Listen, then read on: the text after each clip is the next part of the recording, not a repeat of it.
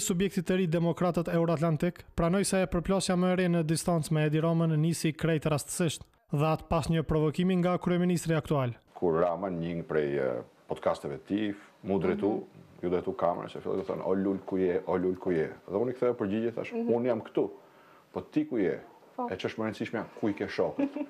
Por a përfitoi Basha diçka nga ky shkëmbim batutash? Është më mirë me i thënë të vërtetën me fjalë thjeshta se sa të përpiqesh për shpjegime të gjata. Në këtë bisedë në shtëpinë e tij ish-ministri i punëve të jashtme të Shqipërisë tregoi për raportin e tij me vajzat dhe angazhimin në Këshillin e Evropës.